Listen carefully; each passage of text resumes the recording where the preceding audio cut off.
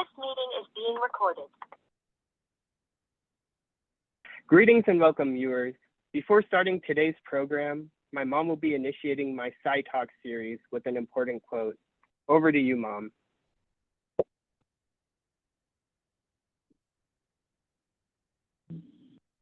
Hear from you, and see, as you said, I will try my level best to do whatever I can from my end behind the scenes, and also this particular quote, yeah, so I can read it to start the process. So, 3 irrevocable things in your life are time, words, and chance. 3 undeniable things in your life are serenity, honesty, and hope. 3 gems of your life are love, self-esteem, and true friends. 3 uncertainties in your life are dreams, success, and fate. 3 things that deteriorate your life are liquor, arrogance, and anger. Kind hearts are the garden, kind thoughts are the roots, kind words are the blossoms, kind deeds are the fruits. So I'm so happy that you are doing this. And thanks to my cousin, Rajesh Achanta, for creating time for Sai Karthik. And so happy for both of you. And I will virtually hand over the mic to you first, and then you can hand over the mic to Rajesh. Thank you. That was wonderful. Thank you so much, Mom, for the wonderful quote to initiate the program. So on the first episodes of Sci Talks, we will have with us Mr. Rajesh Achanta, who is my mom's cousin. I'll be giving a brief introduction on him before diving deep into the interview. Born and raised and educated in India, Mr. Rajesh Achanta is the go-to market supply network operations leader for the APAC markets, managing net sales of over $7 billion and overseeing a team of more than 2,000 employees. With a distinguished 35-year career at Procter & Gamble, Rajesh has consistently led successful operations across various product categories and disciplines in both developed and developing markets. His career has allowed him to alternate between business-facing roles and mastery/transformation roles, as well as handle acquisition and divestitures. He is deeply passionate about coaching and developing people, fostering an environment where individuals are encouraged to push boundaries and grow. His commitment to commercializing supply chain capabilities has been instrumental in creating and sustaining competitive advantages for P&G's brands. Outside of his professional life, he's an avid endurance runner, a well-being practitioner, a geopolitical forecaster, and an angel investor. These diverse interests contribute to his holistic approach to leadership and personal growth. With that, I'd like to thank you, Mr. Achanta, for joining us today. Thank you. Thanks, Sai Karthik. Thanks for having me. And I really loved the quotes your mom read out. I'm not exactly sure where they're from, but they certainly give me something to think about. So maybe after we are done, perhaps you could send the slide over to me. I think this is worth reflecting on. So thank you. Thanks for that wonderful start, and thanks for having me. Thank you, Mr. Achanta. I'll definitely send that over to you once the interview is completed, for sure. And we'll first be moving on to the first question, which is going to be, we'll be starting from the beginning, so it's more regarding your childhood. So could you share some memorable experiences from your childhood that shaped who you are today, and any particular people or events that inspired you in those early years? Yeah, sure. Thank you. Yeah, I think, well, first of all, I've got to say that I've done many interviews in the past, 15, 20 years. Most of them tend to be about my, career, or about leadership advice and stuff like that. I, haven't had the opportunity to talk about my childhood. So I'm going to rummage a little bit. I don't know what will come out, but I hope it's of some use. So I was born and brought up in a small town in eastern India. in what I would call a middle class family. So we were a family of five, my parents and two younger sisters. And in middle class India, born in 1965, so at a time where I would say things were, were quite hopeful. But life was very simple. So this was before computers, before the phones, before the internet, even before television. So life was simple. Life was basic. There was no, I guess, there was no this notion of keeping up with the Kapoors or the Kardashians wasn't a thing that anyone particularly cared about, which was nice. It was a simple, wonderful life. There were no indulgences, but at the same time, everyone didn't have too many wants. It was basic needs were I guess satisfied.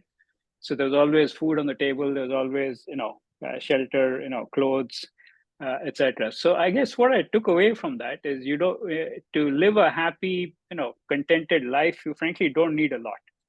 And that was a great lesson, although I learned it much later, not while we were obviously growing up. The second thing I would say is I studied in a Jesuit school, and which is a private school, and my sister studied also in a Jesuit school. I studied in all boys school. They studied in all girls schools. And for my parents, I guess that was a big investment. That the biggest expense item outside of the day-to-day household expenses was frankly tuition fees for the three of us. And they could have put us in public schooling, which was much cheaper. But I think they made the call, and obviously I'm very grateful, and my sisters too would be, that we got the benefit of fantastic education, and that helped us.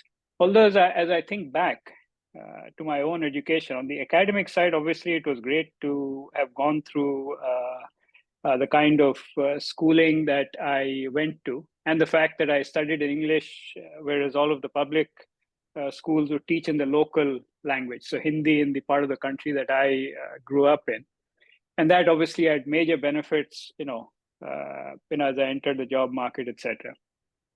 But also, I recognize that the education was somewhat incomplete. So, in a sense, it's kept me going to learn about stuff that the formal education did not get into. So, for example, there's very little exposure to the arts or culture or the humanities, or frankly even history. I think whatever history we did, Indian history, was fairly superficial. And therefore, I guess in my second career, at some point, you can, in the chat, we can talk about what I do these days. It's sort of getting almost like another education, filling it with the things I, didn't get through, the formal education that I had. And the third thing I would say is I grew up in a steel town called Jamshedpur, and it was a private town almost.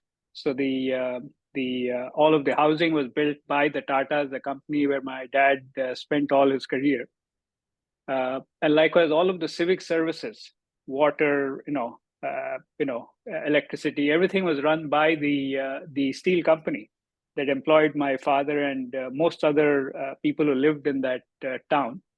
And what the steel company had done was they employed people from all over India, which was unusual. That most factories and organizations, tend to hire from within the area they're located in. But the steel company, for whatever reason, did that, and my father and many others like him made the what I would call a courageous choice. That most people in India back then worked wherever they grew, or very close to where they grew. People didn't really move. I mean, this is quite common now, but not in those days. My dad was willing to move halfway, across the country in a part of the region that he had never lived in before, but went for the sake of the job. And that city was a very well-run city because it was run by the company. So it was clean, water, electricity was available all the time. It was safe. And while the rest of the state of Bihar, where this town is located, wasn't. So this was like an oasis in frankly, what was probably desert. And I think, again, what I took away from that was a couple of things. So first, uh, while I don't think of my parents as risk-taking per se, the fact that they, moved for a job was a very courageous decision. And as I think back, I ended up doing the same. I ended up working in many different countries in the course of my career, but never ever felt that that was risky. I suppose that came, because my parents were willing to move, settle, adapt in, part of the country that were completely unfamiliar with. But also that the business that he worked for, the Tatas, they, had the ability to, run the business as a business, which is an enterprise that focused on profitability, but also did it in a way that cared for its people, and they took the social responsibility part of their responsibility as seriously as the piece around running a business very well. And therefore, I suppose what I took away was that business could be a force for good.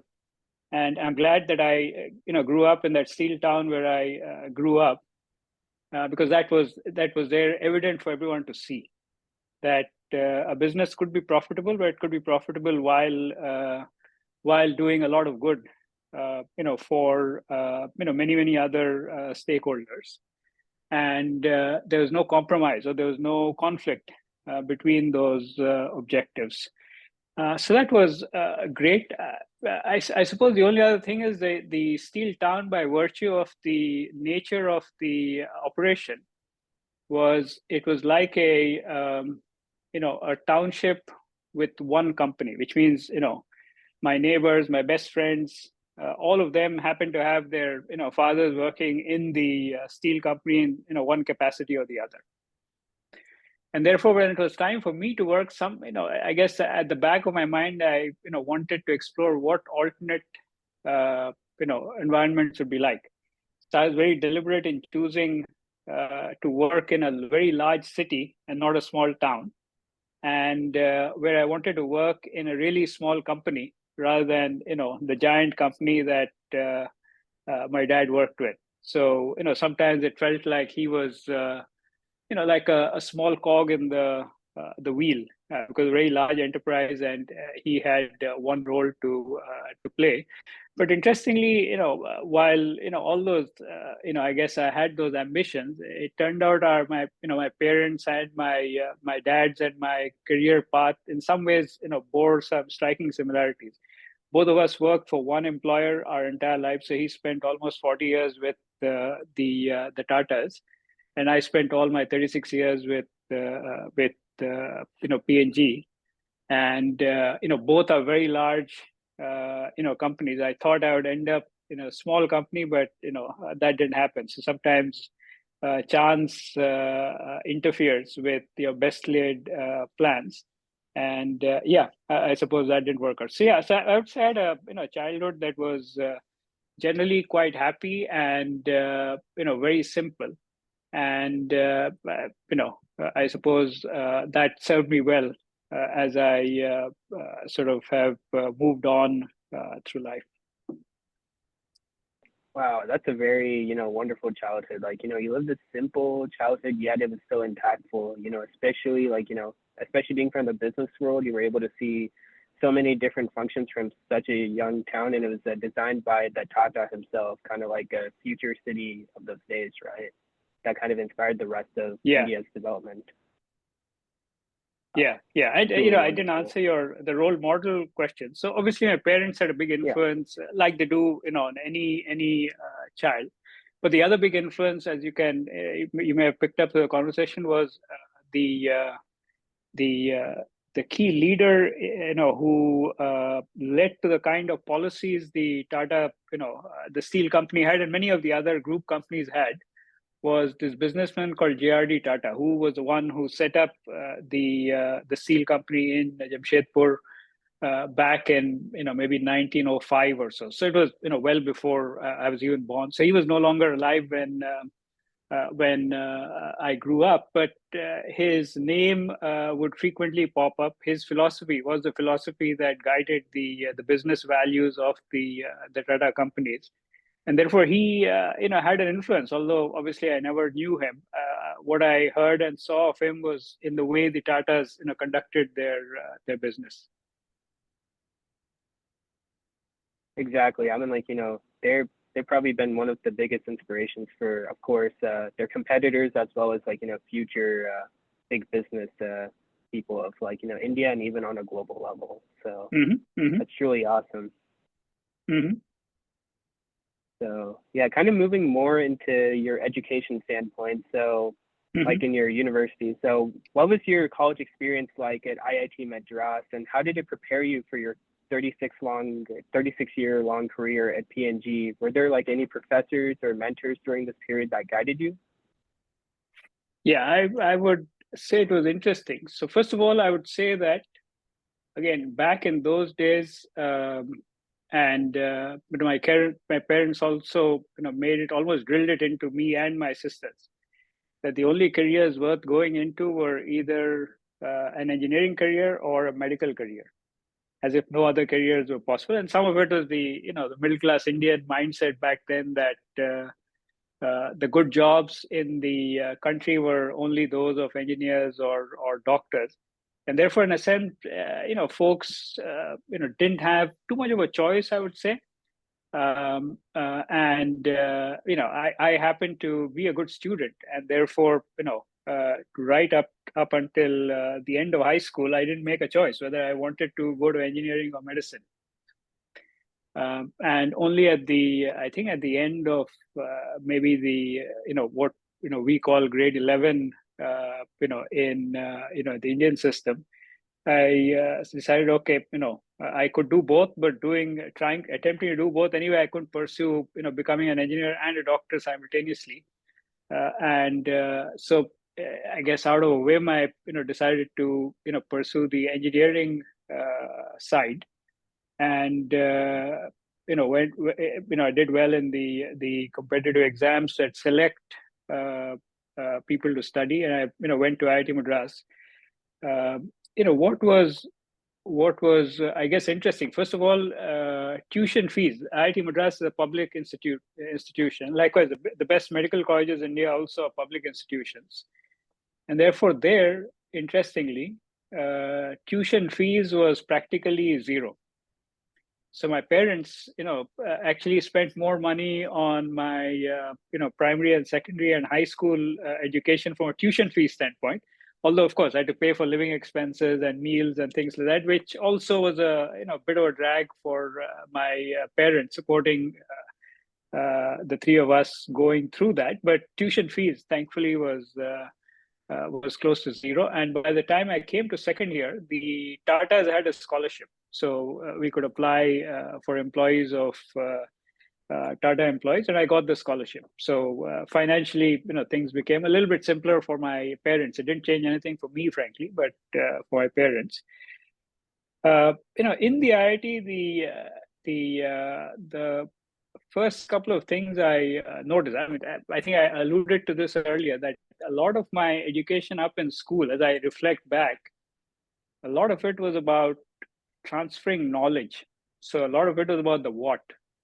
And here's what you learn in history or geography or math or physics or chemistry, and the basic education method was rote learning, and then the exams would test how good a memory you had and how good recall you had, frankly, not necessarily how good your understanding of the subject was. So as I went to engineering, for whatever reason, I made the assumption that the nature of education would be different, that we would go away from the what and just cramming content into your head and try and get to first principles and understand why much better. Now, it turned out IITs were no different. So this was simply a continuation of the same basic ethos of education. So in that sense, it was, I would say, disappointing. However, what made a big difference was that because the IITs hired the brightest kids from around the country, the classmates I had, were absolutely amazing.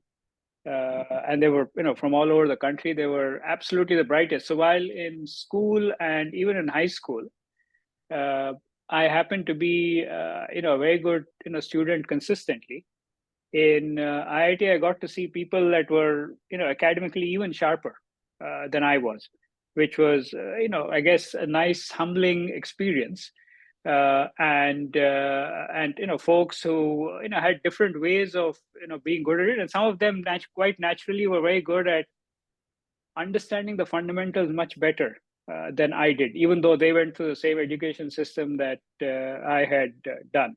So the nature of that IIT education was they were, I would say, on the whole, maybe there were 25% of the professors who were also, folks who tried to inspire students, in the way they, got across what they were teaching. So I had a very good physics professor who, had come back from the US, and he was absolutely wonderful. And he had, studied or, been tutored with the way that Feynman had suggested. So he had a method and he had a way of teaching physics that was not just reading from a textbook and and then in the exams, simply testing for memory and recall. So, but these were few and far between, if you will. So most of my education in IIT turned out to be from the best, best students that were best classmates that surrounded me, and we all lived, in the hostels on campus, and the campus itself was in a forest. So it was a lovely environment. And like I said, because I was surrounded by such bright classmates, I think most of what I learned was, I would say, more from the best classmates I had than necessarily from the faculty that was there. But on the other hand, what it did was it gave me an opportunity to also explore other things. So IIT also had a absolutely fantastic library. So the place I would enjoy spending a lot of my free time was actually in the library. And the library had a great collection of the normal textbooks and all that, but it also had a fantastic collection of very eclectic collection of all kinds of fiction, art, philosophy, music, what have you. And in the 4 years, I probably went back to falling in love with reading both fiction and reading philosophy, reading economics, so stuff that had nothing to do with the mechanical engineering course that I enrolled for. So I guess what I ended up doing was I said, okay, I'm going to put a certain amount of effort to stay in the 75th, 80th percentile of the class that I was in, but I was going to spend most of my discretionary time completing what I thought was a more holistic education by learning about stuff that was not part of the formal curriculum. I also, in the course of every year, I said I'm going to do something that is, extracurricular, if you will. So I was the editor of the campus magazine in my second year. I became a speaker of our, we have like a little students body. I became a speaker for that. I ran we had a canteen on campus that was run by students. So I, ran the canteen on campus with a couple of other folks. And that education turned out to be in many ways, as useful as the academic education. And frankly, the biggest influence I would say that came out of the education was while I was maybe when I was my second year. I think I alluded to you earlier that throughout, I mean, up until then in my life, I had frankly very little exposure to Indian either classical music or dance. It was just considered, I suppose, something that was not relevant for most of the population. So there were people obviously who were connoisseurs of music and dance who paid attention to it, or maybe in some cities there was a little more exposure to that. So when I went to IIT in the second year, there was a professor at IIT Delhi, not my campus, but at IIT Delhi, who made it his mission. And he was an electrical engineering professor there, but he made it his mission to get students in the IITs interested in Indian classical music and dance. Now, the way the IITs were set up, typically they were set up in collaboration with a foreign government. So IIT Madras happened to be in collaboration with the German government, IIT Kanpur with the US government, etc. So for whatever reason, there was, on campus, you obviously had some exposure to, Western music, rock and roll, this, that, and the other. All of the, education was anyway in English. A lot of the research that was done, depended on Western sources. So this professor, felt like there's a need to ground, Indian students. While all of that was good, nothing wrong with any of that, but there's a need to expose also students to their own culture. So he founded a movement called Spick McKay, which became very big. It's still a very successful organization, but whose mission was to get Indian students, and not just at the IITs. I mean, college campuses everywhere, interested in Indian classical music and culture through exposure. So get the best artists in the country to perform on campuses as part of either cultural festivals or as part of bring them to give a lecture demonstration, for example. I happened to be one of the folks that met him is completely by chance when he came to IIT Madras to get kids interested in this. And so I became one of the founding members of this organization in Madras. So I was one of the 3 people that was involved in starting the Madras chapter, which was very fulfilling. And that was also the way I got some exposure to both Indian classical music and dance. And I've been a rasika, or someone who's been interested in this ever since. And that also, I think, from an education standpoint, I think made it more complete than it might have been if I had just stuck to doing mechanical engineering. And like I said, the last thing I would say, I mentioned it briefly earlier, because my dad had worked in a small town and a large company. By the time I finished IIT, about 80% of my graduating class was heading to the US to do a master's, and about 15% was going straight to business school. And I think the fact that the academic side of things, for me at least, turned out to be disappointing. And so I said, I don't think I want to go, pursue another degree at this point in time. I want to go and apply whatever little I'd learned, and then figure out whether I wanted to study any further. And I said, I want to work in a large city and a very small company. So the inverse of what my experience as a child had been.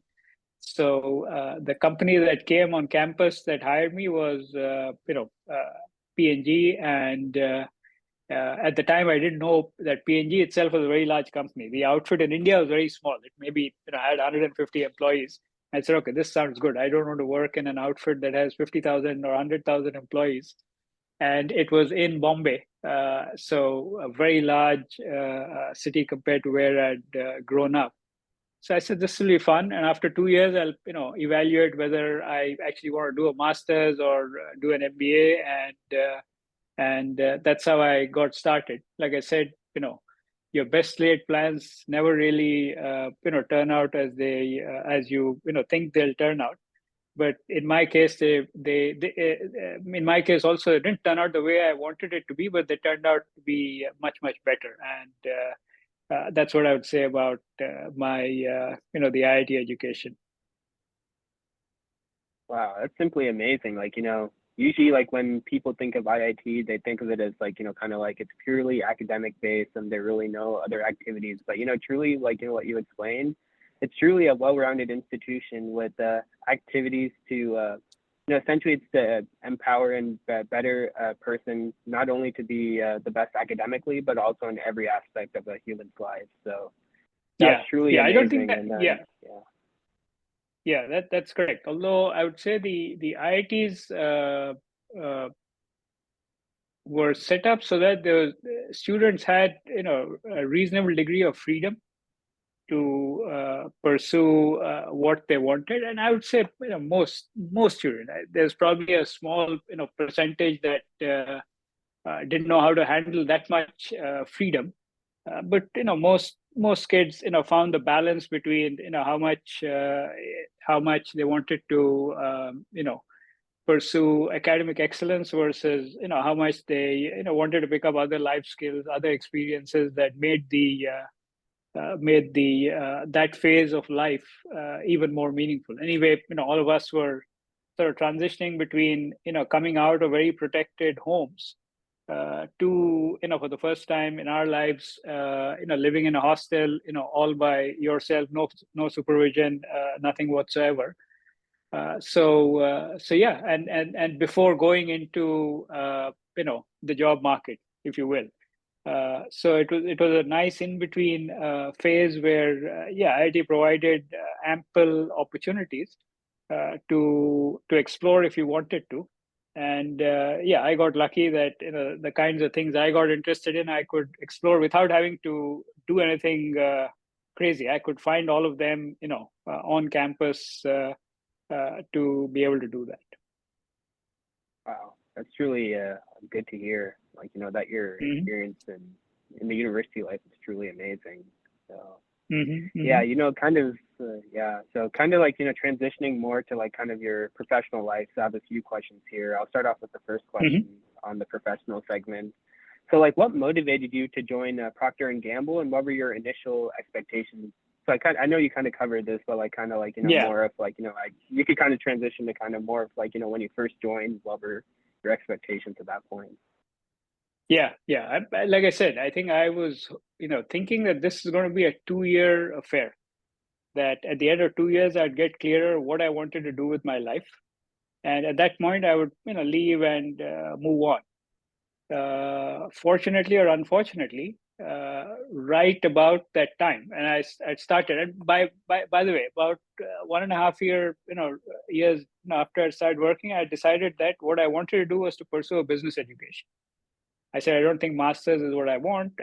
Business is what I want, and I said, okay, I'm going to apply to the Indian Institutes of Management, and I said, okay, I'm going to do a little bit of preparation, and I had written the first exam, and I thought I'd done well. I would have gotten into either Ahmedabad or Calcutta, the two campuses I was interested in. About the same time, just about after I'd finished my written exam and before the interview call came, I had a manager who I started to work with who had just assembled a team. So I got selected on a team that was going to build a new greenfield laundry manufacturing site in central India. Now, I had no experience in laundry previously, and it was a surprise.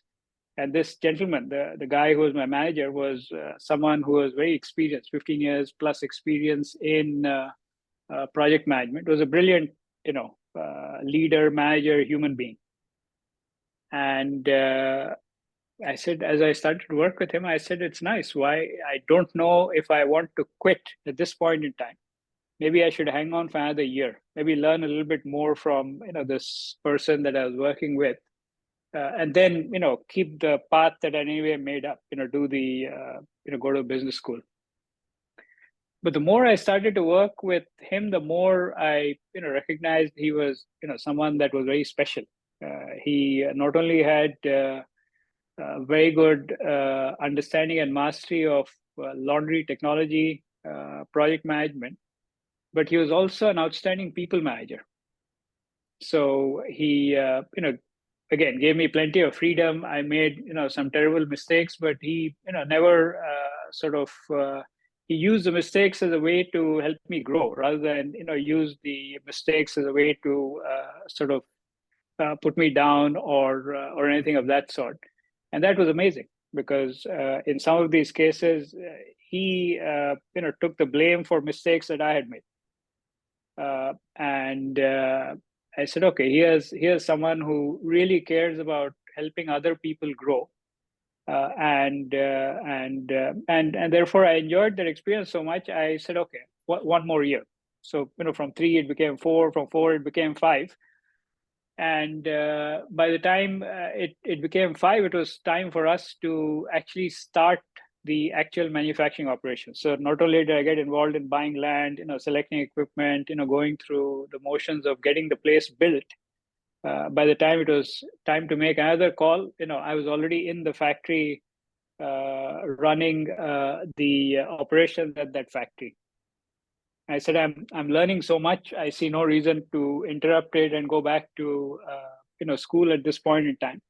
So I did. So I think, but what ended up happening in many ways was, in the course of the 36 years, I probably got 2 more honorary degrees that I awarded myself. So I became a supply chain professional. So I think I got enough understanding of that to be to have what let's say a master's in supply chain might involve. And I got the equivalent of an MBA through but all of this was learning on the job. So P&G in that sense was fantastic, in the sense that it gave you opportunities to explore all kinds of areas.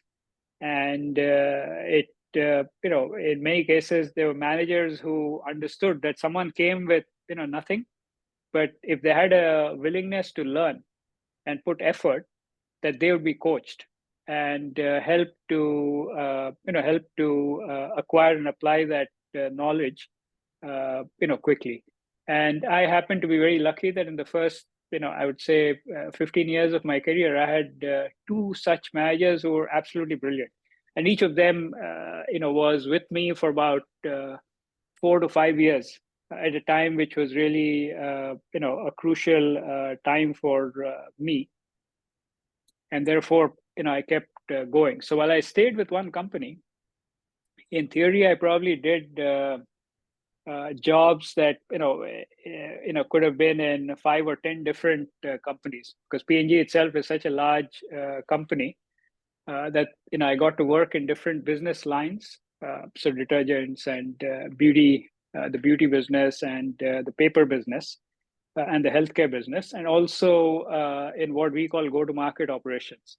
So not on the product category side, but on the go-to-market side. So each of these was like working in a different business altogether. So P&G provided that variety and that opportunity to learn every single day. So there's no day that so as I look back at my 36 years, I was as excited going to work every morning in my 36th year as I was in my maybe 3rd year in the company, and which is what made that made that company special. Wow, that's truly awesome to hear. Like, how it linked, you were able to gain that experience from on the job learning. That is truly the most valuable thing. Of course, degrees are wonderful, but truly the best experience is always on the job. And that's kind of what, I realized as well, kind of like, working in the field, that truly like, learning from managers, learning from our colleagues and all that, that's truly where the real learning is. That's truly amazing. Right. And especially Procter and Gamble, it's I've heard from so many people that they take so like wonderful care of their employees, and they care so much about their growth and development. It's really awesome. Right. So again, I lucked out. So like I said, I don't think I had any desire, or I didn't know about this company. I didn't pick P&G because of the culture that P&G had. But again, I got really lucky that I just by lucky accident, this is where I landed up. And once I landed up there, I said, okay, there's no reason for me to not take advantage of the opportunity that was in front of me. And then after the first 15 years or so, for me to pay it forward. like I said, I was blessed that I had managers who were like I said, absolutely brilliant. They were like like a second parent, a second set of parents to me at key points in my life. And therefore, when I started to handle larger and larger responsibilities, and I felt like I had learned enough about how to manage people in organizations, I was able to pay it forward, and this is obviously very fulfilling.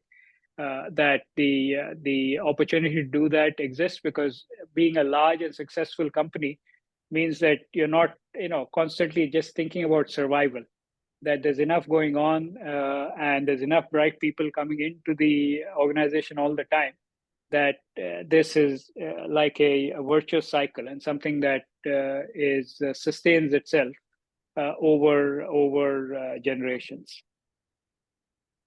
That's true. That's a very unique way to think. Kind of like usually think giving back to the community, but in this case, it's giving Yeah. back to the company. So it's really Right. wonderful. Right.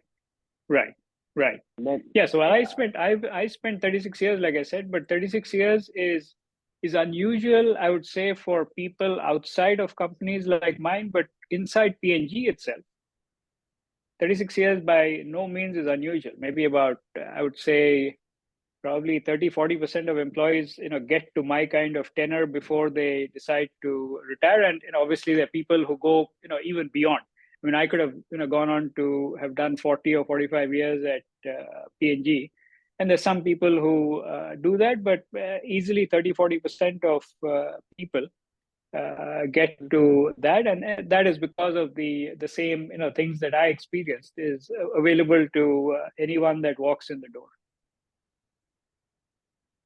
very interesting. Then, Mm-hmm. moving on to the next question. So, Mm-hmm. what key experiences contributed to your growth from an entry level position of joining P&G and then growing to the vice president level at P&G? Yeah, I would say the assignments sort of came one after the other, and I also alluded to that many of them had were things I had no experience in. So the first, this laundry assignment I mentioned earlier about, was a project management role and a cost management role, and I had no experience in project or cost management or laundry technology for that matter. And therefore, the first maybe a year in that role, I was uncomfortable because I felt like a fraud almost. That I was getting paid for working in an area that frankly I had no real mastery in. So I felt sort of obliged to say, look, the least I can do is to try and learn as quickly as I can, so that before the company realizes they're paying me for actually just learning and doing nothing else. And so I did. And likewise, when the plant got built, my manager, the same guy who was very influential, he said, it'll probably be a good idea for you to now go work in that factory. So you're involved in the design, you get to see things from the other side, see how things actually turn out in practice. And so I said, yeah, that sounds like a good idea. And I moved to Bhopal in central India to work there. Again, brand new site. I had no maintenance experience. My first role was in maintenance. Then something happened. The guy who was running operations quit. And this manager said, look, I think you'll benefit from doing operations. So I ended up doing operations. Again, I had no, I would say, mastery or experience in that area. The company was willing to give me some room to learn, some room to make mistakes, and someone that could coach me where needed if I was going horribly off track. And that sort of pattern continued throughout my career. So every 3 or 4 years, I would go to a new role, and that new role, I would either have someone that was could coach me in how to do that work well, a manager. Sometimes it was a predecessor who was still around when I got assigned to that role, but about half the time the predecessor had quit before I even assumed that position. And in that case, I would just work with the folks that were working on my team, but say, look, in theory I'm your manager, but in practice I'm going to be learning from you, and maybe over the next 6 to 12 months I'll figure out how I can add value to the team that I'm on. For the first 6 to 12 months, I'm going to be your student. So I'm going to shadow you. I'm going to learn the best I can, and if you have some tips on how I could learn better, help me do that. So that attitude that I had, I think, served me well. That I was always, I would say, paranoid in the first 6 to 12 months, saying I have nothing to contribute to an organization or team that I was assigned to because I didn't possess that mastery. But also kept me on my toes, saying I can't. This state of affairs can't continue for too long. Because then I'm going to be a drag on the team, and therefore I would try and learn quickly so that I could bring something of value. And I think in most cases the value I brought was how I combined my previous experiences with what I had learned. It was not necessarily some specialty in the area I was in. It was more about what I was able to bring from the other areas. And I think that is what made a difference. I think the PhD environment I mentioned was supportive, so I was not the only person who was fumbling and learning in this fashion. At any given point in time, there were other people who were going through the same experience. So the company allowed for this kind of learning on the job, encouraged learning on the job, and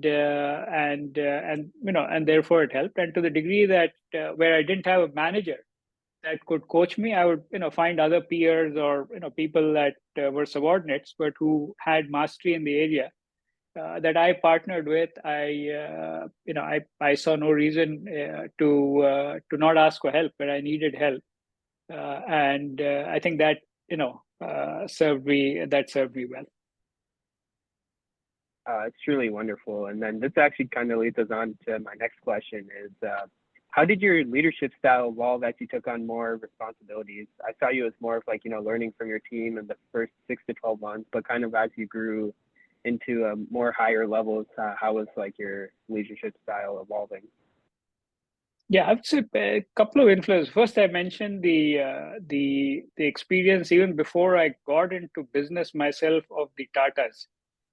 So I had this notion that business can be a force for good, and P&G very much had the same ethos that business is both a force for growth and a force for good. So P&G also had that equal focus on growth of the business, but also growth of the people that worked in the for P&G was very much part of the ethos. So I think I absorbed that, and some of the managers I talked about who were very influential were my role models, if you will.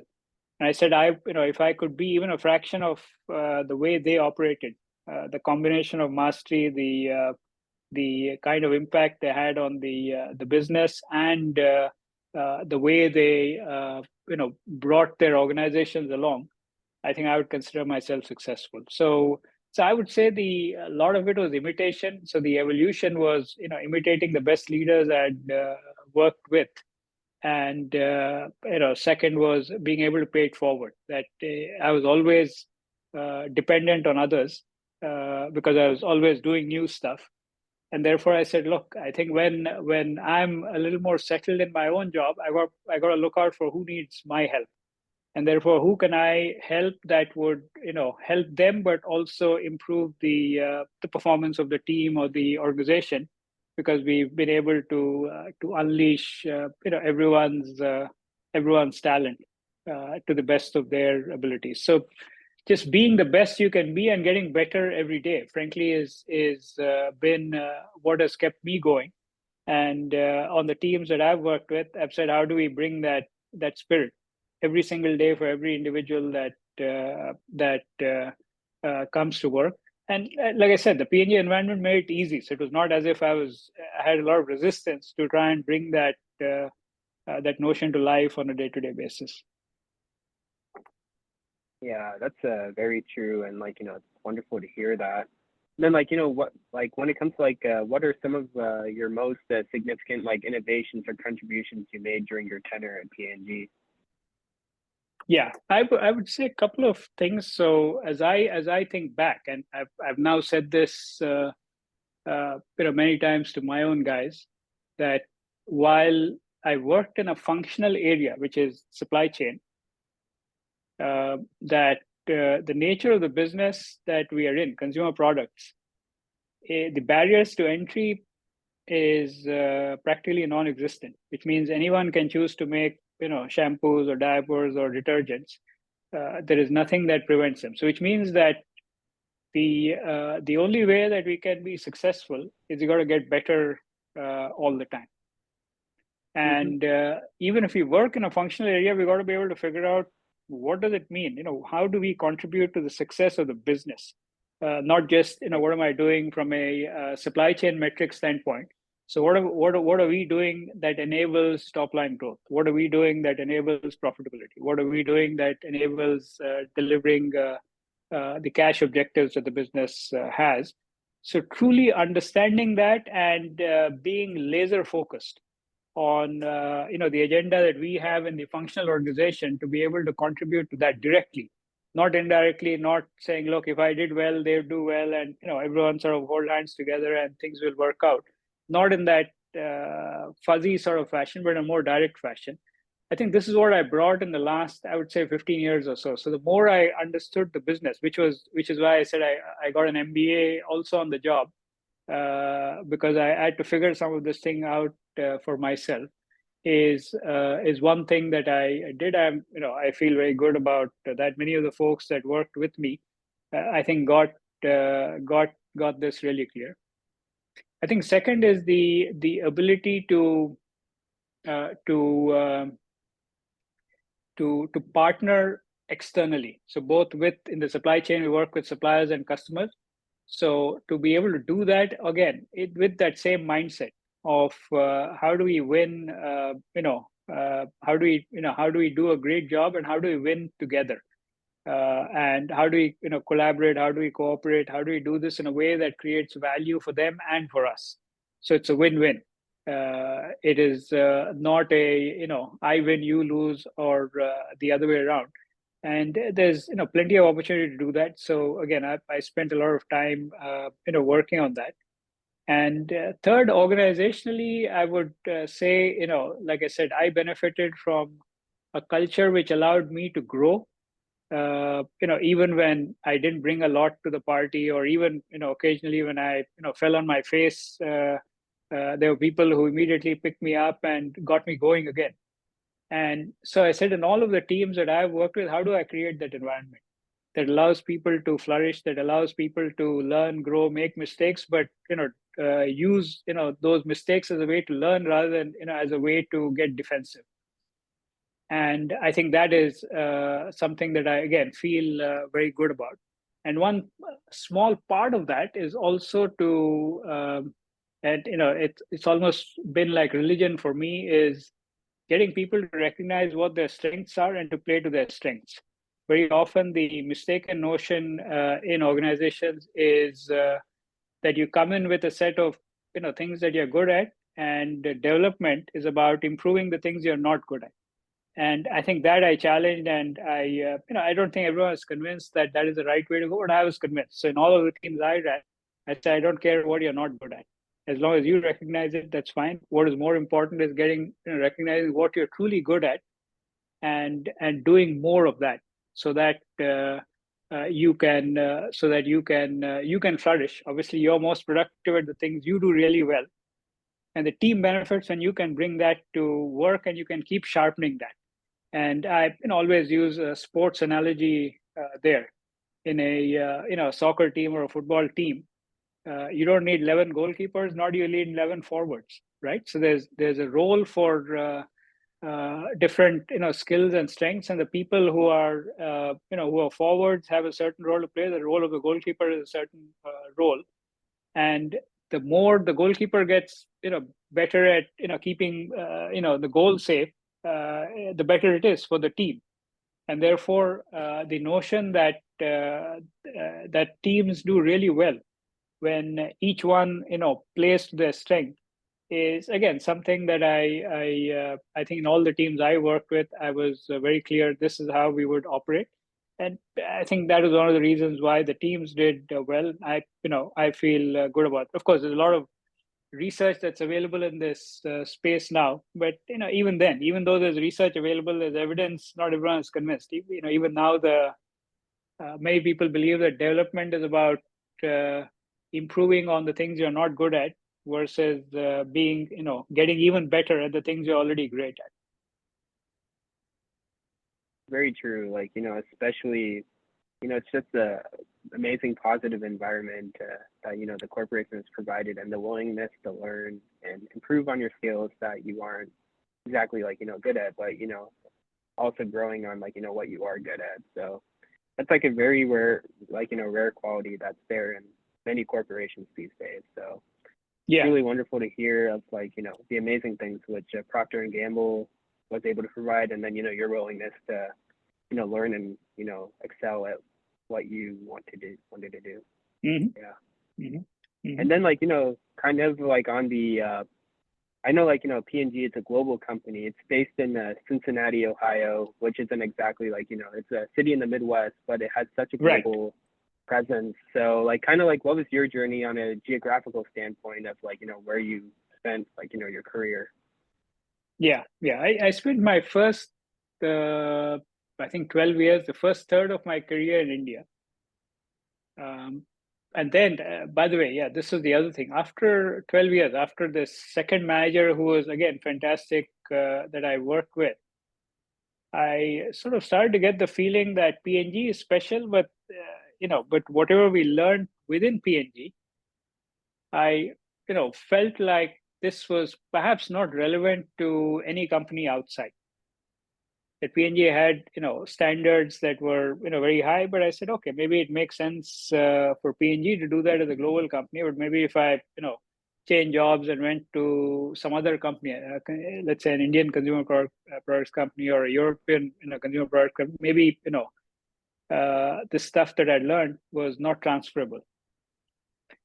So I told this manager of mine, I think it's time for me to move because I think I've learned what I had to learn in the supply chain side of things, and I think maybe if I went someplace else, I would know whether all of this stuff is relevant or not. I suspect it is not, but before it becomes too late, that I don't want to work for 20 years and then find out for whatever reason I had to move, and then I find that frankly the P&G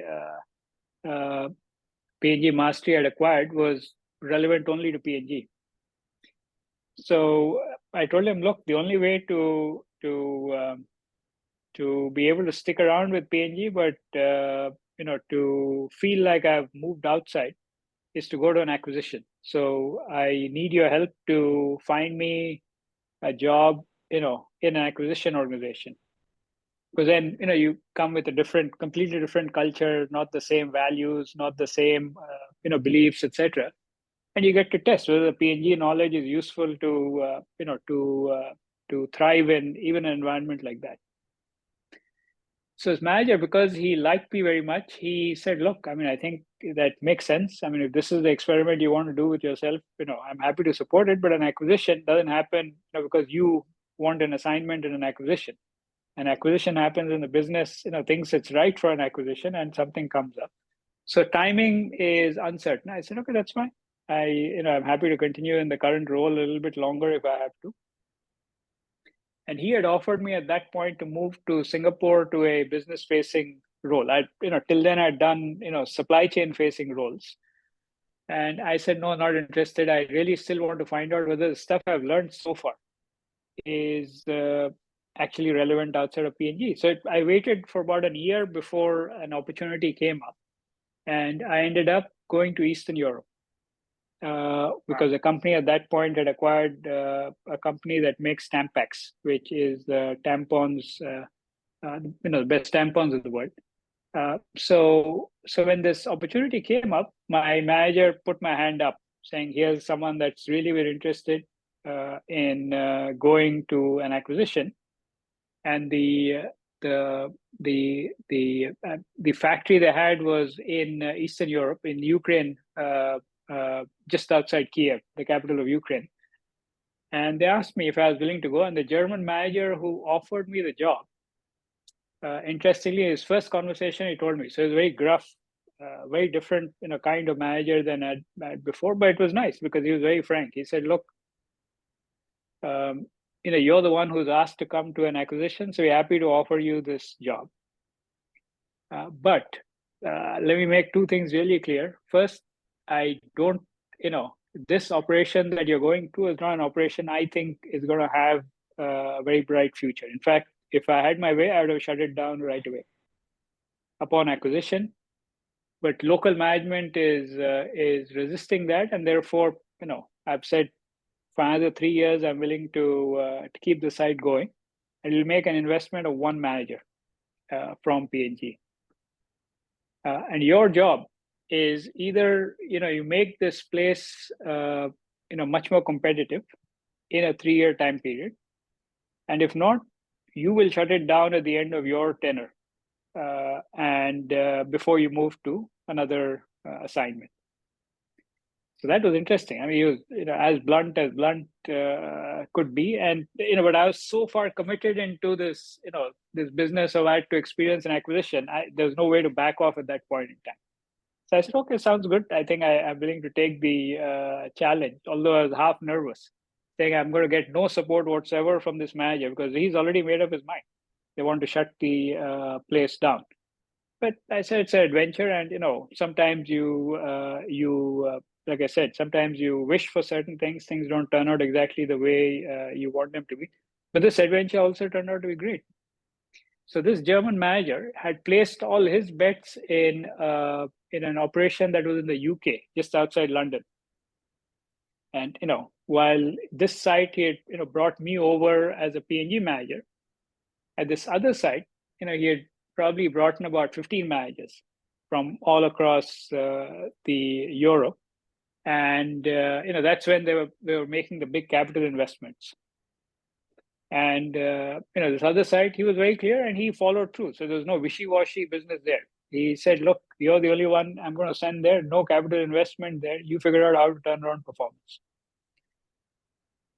But that's where I learned that the value of the P&G education I'd had up until then, because I was able to turn around the place in the course of the 3 years. I became a regional sourcing hub, and interestingly, by the end of the 3rd year, the German manager who sent me there had decided to shut down the UK site, and ended up expanding this site in Eastern Europe. So it was a fantastic experience. And also, that was the first time I got exposed to Russian literature. So till then, I had not read any of the big Russian writers like Tolstoy or Dostoevsky, etc. And that was, again, a revelation. So while I was there, I said, I'm going to learn the Russian language, which we did. Russian literature, and also great ballet and opera traditions that the Eastern Europeans have. So it was a fantastic experience all around. I mean, not just professionally, but also personally. But at the end of that assignment, I said maybe the manager was right that it's time to go to a business-facing role. And they were happy to move me to Geneva, but I said I want to be in just my own part of the world and come back to Asia. So Singapore is where I've been for 20 years. The last 20 years of my career was in Singapore, but I did roles that were Asia, in scope. Singapore is the headquarters, so like Cincinnati's global headquarters, Singapore is Asia headquarters. So I ended up, working with all of the markets in Asia: Japan, China, Australia, India, you name it. So geographically, I would say I ended up in Eastern Europe and then in Asia. Wow, it's truly amazing. So you were able to span the European region as well as Asia. But it seems like, especially like on the product standpoint, it seems like the Asia Pacific region is actually the biggest, one of the bigger market shares for the company, right? Even more than North America or all that, right? No. North America is still the largest region for the company, and also the most profitable region for the company. But North America, remember, is a developed market, right? So P&G has been in North America for 160, 170 years, over 180 years. And so, we have P&G already has dominant shares in all of the categories that we compete in. Whereas the Asia Pacific region was like a white space for the company. The company didn't have much presence at the time I joined, which means that it was, we were starting from scratch. Which means the opportunity to grow as the economies in the Asian region, grew, as people became more prosperous, as people demanded better products, P&G could fulfill it. So the growth, from a growth standpoint, Asia is where most of the company's growth has happened. But North America is still the largest and most profitable region for the company. After North America would be Asia. Gotcha. That makes sense. Mm-hmm. But like when it comes to the fastest growing, it's probably now the Asia Pacific region, of course. Right. So, Right. Yeah. Right. Mm-hmm. Truly wonderful. Like, that's such a amazing career journey. Like, it's both fulfilling in all aspects, and you got to explore a lot of areas, which otherwise, it's always the right opportunities when it comes. It's just we should always be willing to take it on and learn. So Right. I think learning is one thing that stays common throughout life, I guess. Right. Right. No, absolutely. Yep. Mm-hmm. Yeah, and then kind of switching gears, moving more towards your personal life. So, Mm-hmm. This question is how has your personal and spiritual life influenced your professional growth and leadership style, as well as in the society and community of wherever you lived? Yeah, I would say it's more the other way around than, like I mentioned, I think the early influences I had was, clearly my parents, and I talked about the realization that a simple life could be a very happy life. So frankly, that's the only thing I would say I've taken to, I've continued to hold on to in my life. A lot of the other stuff has actually come from the business. So I had role models, who I worked with on the business, who are fantastic human beings. They had interests in lots of things. They were very involved in their own communities. And I got to see how they were able to do that while, doing very well at work. And like I said, oftentimes I would want to simply, follow them in whatever they're doing. So, for example, this first manager I talked about, the project manager who was with me, he got very interested in learning Hindustani vocal music when he came to India. And he hired a teacher who was a professional, Hindustani vocal teacher. And I said, okay, that's interesting. By then I'd listened to Hindustani and Carnatic music for some time, but I'd never considered learning to sing. But I saw him. I said, he's, making an effort. He's someone who's probably just a few years younger than my father. But at his age, and he must have been mid-40s when I got started to work with him, he was learning. I said, look, can I also learn with your teacher? And he said, yeah, sure. So I got to learn to sing. I said, we'll see where this goes. Now it turned out that didn't go too far, but I got a chance to at least experiment. So I also ended up, I guess, watching others. I said I got to experiment with things in my life outside of work, whatever I'm curious about, and then see where it takes me. So I got interested in photography because the other manager that I had was interested in photography, and I said, okay, I'm let me see where I could go with this. And I enjoyed it. I had, my interest was in a particular kind of photography, so more, cultural, nature, this sort of stuff. And then journaling about it.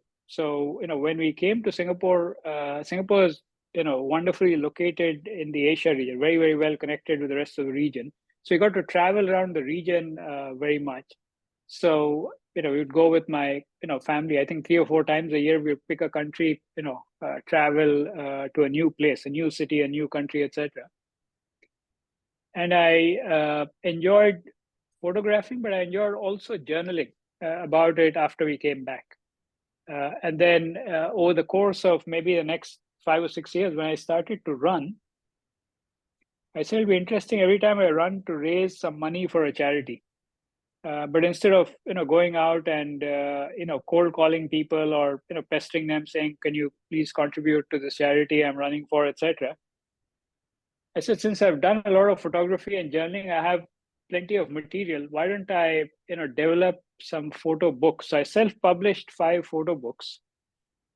So every year I ran the marathon, I would print call it 150 copies of this photo book I'd done myself, and then give it to folks as a gift just before I'd started to raise money, and said, "Look, you don't have to pay me anything. I'm doing it, as a way to, to support this charity. But what I need you to do is, if you like it, you go contribute to the charity. I'm going to give you the photo book, but you contribute to this charity." So 5 years, I ended up raising money, for different charities when I was running the marathon. Yes, I've done stuff of this sort, which I find is a great way to explore something that, again, you have no experience in, but the joy of being able to learn something new, take it to fruition, and then do something with it that is external, not just internal. So joy is obviously internal. Publishing the photo book was a great, just learning through all of that and doing that was a great joy.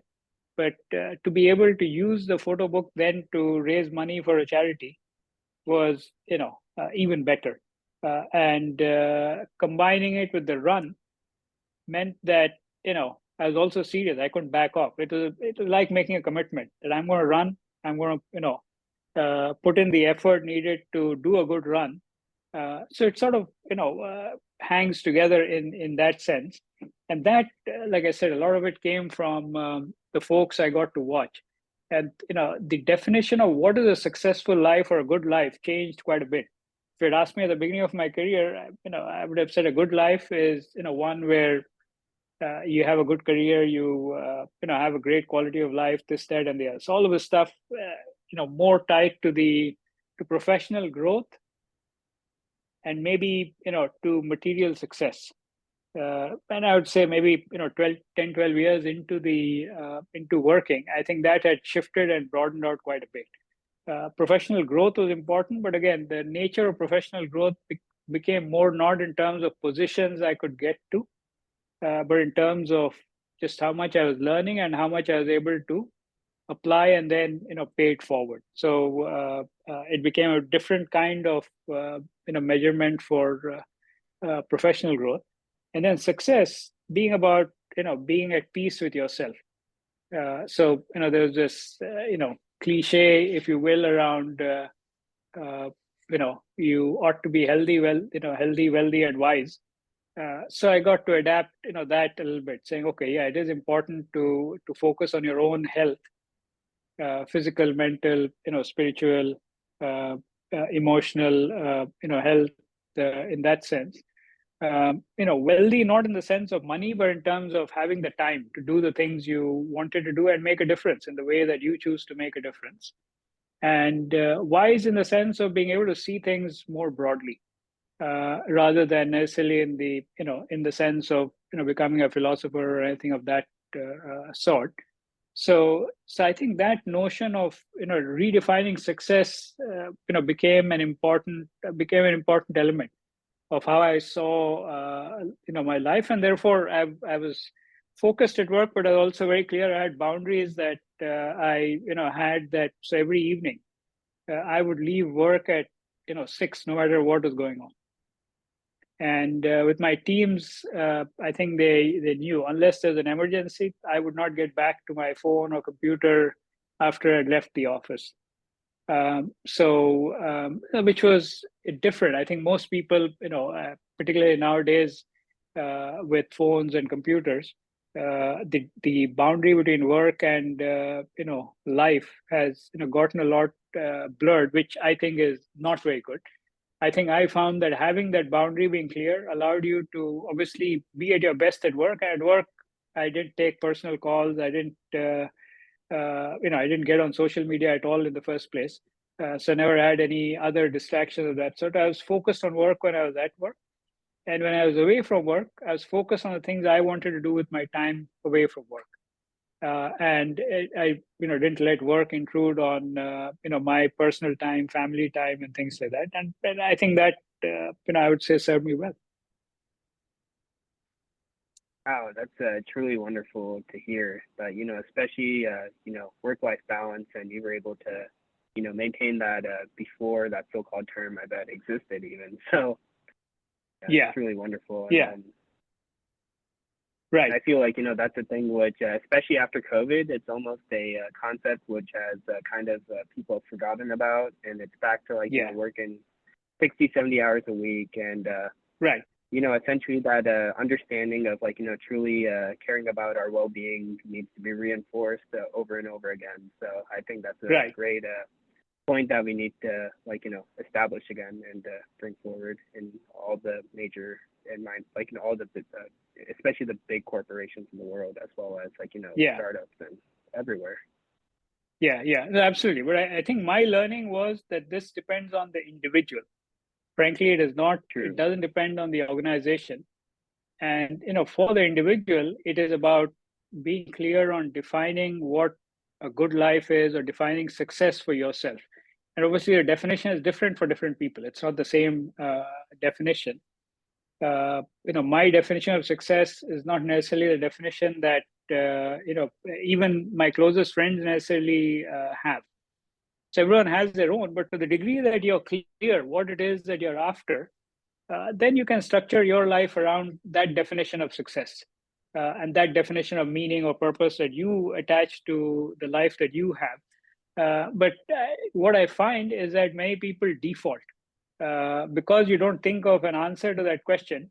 You do what your best friend is doing, or a colleague is doing, or your manager is doing, or whatever it is, and that turns out in the long run to create all sorts of problems, because at some point you may realize this is not the life you wanted. I mean, you wanted a different kind of life, but if you don't ask that question, and this is up to you to ask the question, right? It's not the organization to educate you, saying, look, buddy, have you figured out what a good life is, and have you figured out what is the role of work in a good life? Obviously, work plays an important part of a good life, but work is not all of life, right? Exactly. And that's what a lot of us want to think, but there are certain situations where we're almost intimidated, or our superiors' expectations are different. So yeah, in those sort of situations, we just have to figure out the best way how to express the way how we need to keep our boundaries, right? So yeah, no, absolutely. And sometimes there'll be uncomfortable situations. I remember in the last assignment I did in India, I had an Austrian manager who was my manager. And this principle of, when I'm away from work, I don't get back to work, I was already practicing back then. So the first time I went on vacation, I sent a note out to my team saying, look, I'm going to be out on vacation for the next, 10 days or so. And, you won't be able to contact me. So if you need something, talk to B or C or whatever, on a certain matter. And I, copied this Austrian manager of mine too, saying, here's, how arrangements are going to be in the time I'm going to be away from work. And he, this was not his style. So he called me, he said, look, you're a leader in this organization and you've got to be available, all the time.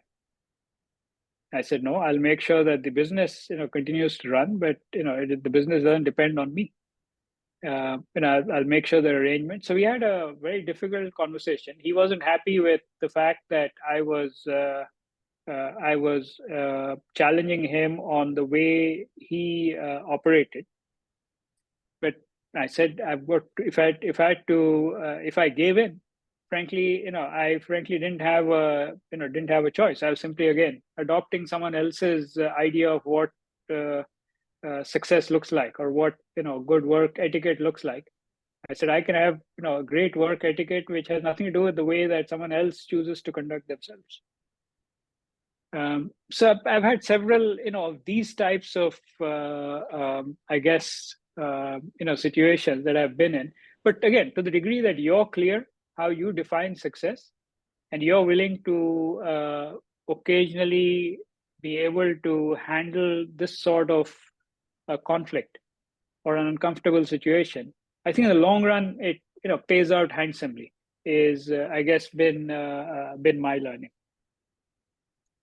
Very true. Like, especially essentially being candid and then speaking in a respectful and clear manner. That's the best way to approach those sort of situations. So they know that Yeah. We like, respect our time, we respect everyone's time, and we know how to operate on the business side and make sure everything is running, even if we're not presently there. But yeah, because essentially it's like, one thing I feel sometimes is that sometimes managers, even colleagues, they forget that we're human beings. We're not machines. Yeah. To sit there 24 hours a day, 7 days a week. Yeah. No, absolutely. Absolutely. In fact, I joke. Someone mentioned to me the other day, I've been using this quite a bit. We forget the difference between human doing and human being. We call ourselves human beings, but what we become, is human doing. So we're just focused on the doing so much that we forget the being part. And like I said, a lot of it has to do with the fact that we don't ask good questions of our own, and to the degree we do, and we're willing to stand up for whatever our definition is, I think it pays out. Very true. Like, that was that's really awesome. So I guess we can move on to the rapid fire round. So I'll be asking you a set of questions, and okay. Yeah. So I guess we can. Yeah, I'll start off with the first one. So, what's the best piece of advice you've ever received? Best piece of advice you've ever received. I would say, this is actually not advice I received from someone, but I have, Steve Jobs, I think back in, Stanford commencement many years ago, had this line saying, "Stay hungry, stay foolish." I think, that, I have I think I heard it maybe 15 years ago. I think it served me well. Stay hungry, stay foolish. Oh, yeah. Especially that speech that Steve Jobs gave, that was probably one of his most inspirational speeches that are famous of all time, excluding the iPhone releases back in those days. So correct. Mm-hmm. Yeah, and then the next one is, who is your biggest inspiration? It's varied at different points in time. So, obviously, at the very early stage, it would have been my dad. By the time I came to business, I had several of these managers I talked about who were great. But other than and when we came to Singapore, the person again who I got to read about a lot was Lee Kuan Yew. Lee Kuan Yew was like Nehru was to India. Lee Kuan Yew was to Singapore. He was the founding father. I mean, in the case of Singapore, he was the founding father. In the case of India, there were a bunch of them. Nehru was one of them. But he was like that, very, very influential. But he was the one who single-handedly was able to transform, what was effectively a third world country into a first world country within a generation. So his vision, his determination, his focus on, meritocracy, clear thinking, was just amazing. So he was an amazing. So I got to learn about Lee Kuan Yew only after I came to Singapore. I had heard of him, but did not know him very much. Likewise, just I think soon after I came to Singapore, just before I came to Singapore, I also read a lot of what Abdul Kalam, who was the president of India, has written. And Abdul Kalam also is absolutely brilliant writer, but for someone who had a very humble education, for someone who did very well in life. I mean, he was a pioneering rocket scientist, and then became a president. So the kind of transformations he went through in his life, and the lucidity with which he's able to write about it was amazing. So again, Abdul Kalam in the last 15, 20 years is the other person I've read who I've been very, very inspired by. So I've made a lot of notes both with Lee Kuan Yew and Abdul Kalam on things that they said which resonated so much with me. I said I got to write about it myself in my own journal to remember it and go back to it once in a while. Wow, that's really amazing. Like, Abdul Kalam was, of course, a wonderful example of, like, how he was, he was first in a research scientist for ISRO, and then he later transformed, and he, because of all the wonderful achievements and his character, he was awarded, he was made president of India, and he had that India 2020 vision, which was truly inspirational, even though I question whether it happened or not, but it's, he was a great visionary. Right. Yep. Mm-hmm. And then moving on to the next one is, what book are you currently reading or have read in the recent past? Yeah, I've just finished reading William Dalrymple's The Anarchy. And it is a story of the East India Company and how it's an interesting story. I again, like I said, I realized how superficial our understanding of even Indian history was. That the British colonial rule is, I'm sure we studied it, but all it was reduced to was a couple of battles that happened, and then the freedom struggle. And this Anarchy is about how a corporate entity, the East India Company, or a startup, is able to become a conqueror of a country. So to the business, but it becomes monopoly, and an extractive monopoly of the worst kind. And it does it, sometimes even without the knowledge of the British government that actually gave it the charter to run a business. So Dalrymple has done a brilliant job, and he's not done any of the research himself. The research is all available, but he's put it together in the form of a story that is quite amazing. And this is one of 4 books he's written about, the British, in India over the 200 or 250 years or so. So I finished that, and right now I'm reading. I don't know if you've heard of this guy called Morgan Housel. He's a financial writer. Again, a brilliant financial writer. So the one that I'm reading right now is called The Psychology of Money, and he talks about there's tons and tons of books of investment advice, and all of them pretend that to make money, what you need is a better strategy. And Morgan's basic hypothesis is that the best skill that you can have, frankly, is your own behavior. So managing your own behavior is the biggest thing that you need to have. Most of the rest of it is luck. And so I'm about maybe a quarter of the way through, but I've been reading Morgan for many years. He also writes a blog, which I read, and he's done many interviews. So if you haven't heard of Morgan Housel, I suggest sometime you look up on YouTube, look up Morgan.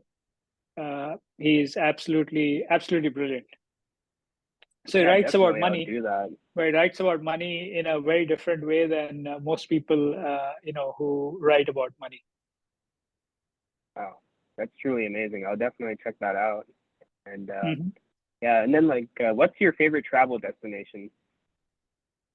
Oh, I wouldn't say there's any one travel destination. I'm curious, so I like to get to new places. The only thing I don't like is I don't like sitting on a beach and just lying down doing nothing.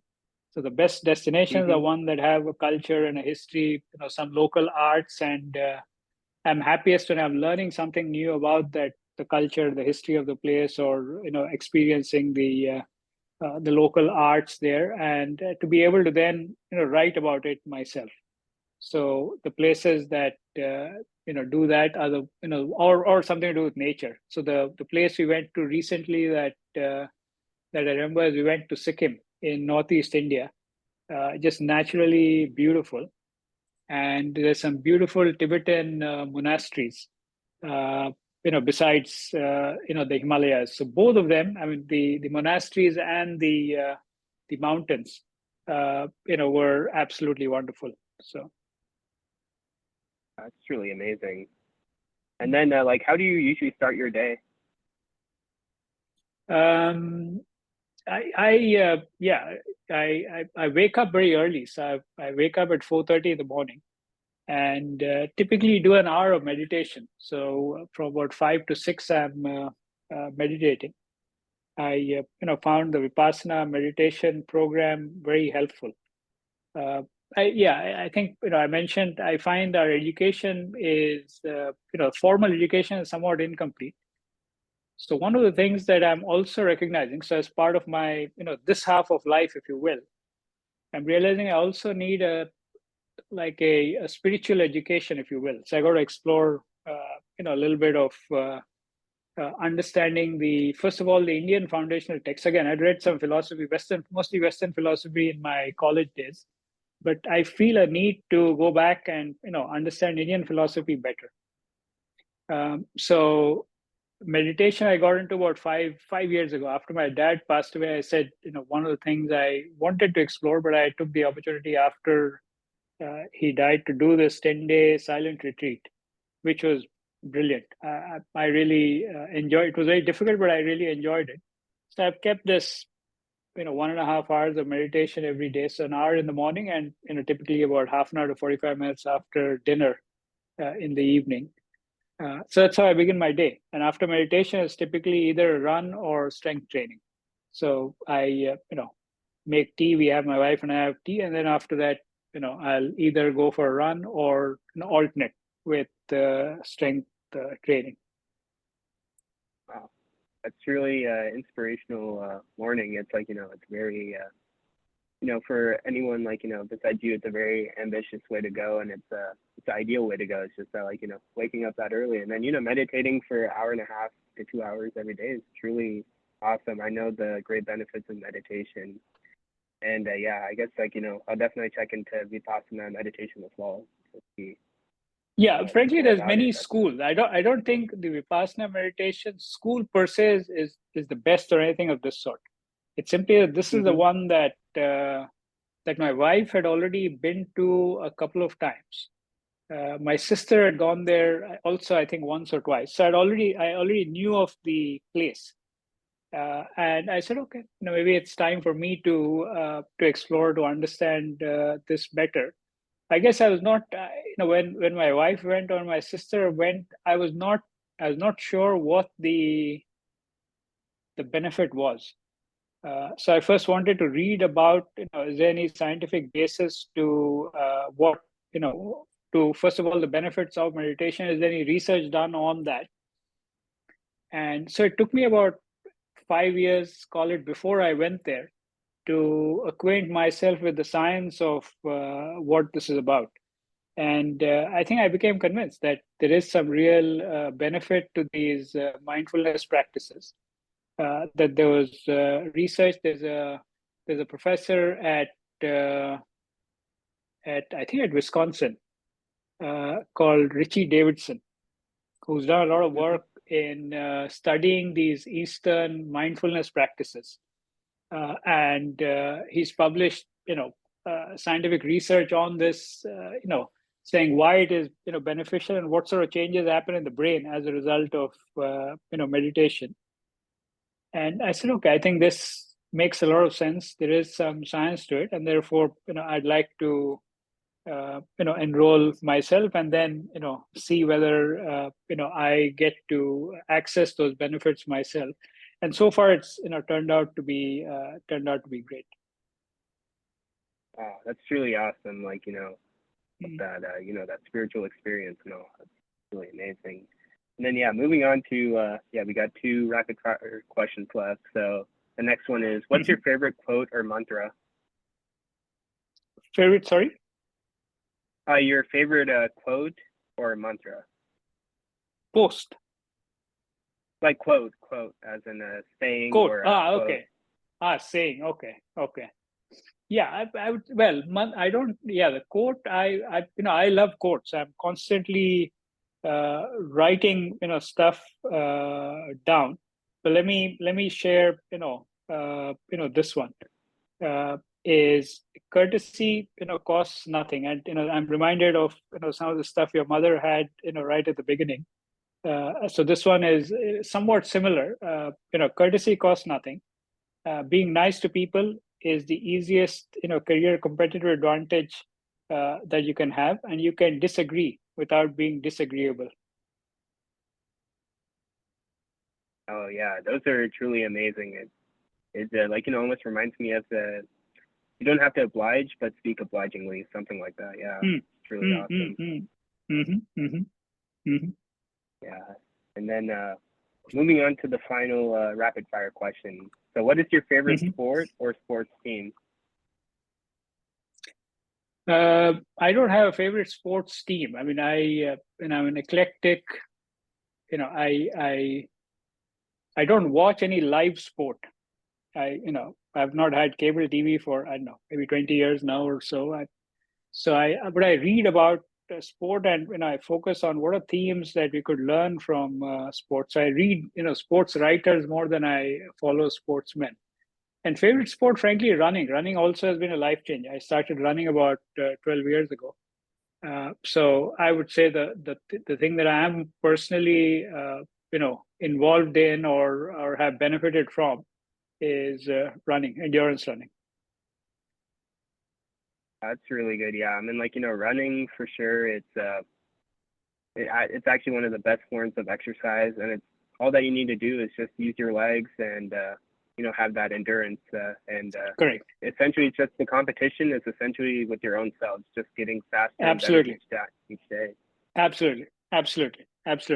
Yeah, so I think that it fits exactly with my notion. I think I talked about work. I think what kept me going at work was the ability to get better every single day. Running is like that. I mean, you get better every single day, and to the degree that you realize that this is what you're doing, and you don't get overly ambitious or don't create any unreal expectations. I think you get to experience it. I also run in the so I live right next to a forest here in Singapore, so I'm running on the trails all the time, and it's just beautiful. So I'm amidst nature all the time when I'm running. I run by myself. So again, I run very early in the morning. So it's still, sometimes it's still dark at the time I go out. But it's wonderful. It's a great way to start the day. It's truly amazing. It almost reminds me, I've never been to Singapore, but I can just see the picturization in my head. It's like skyscrapers filled with a bunch of nature, and they maintain their original habitat, right? So yes. It is. That is right. So I think that gives you an excuse to get here sometime. So maybe either at work or for a holiday. Go ahead and make a plan and let us know. Yeah, for sure.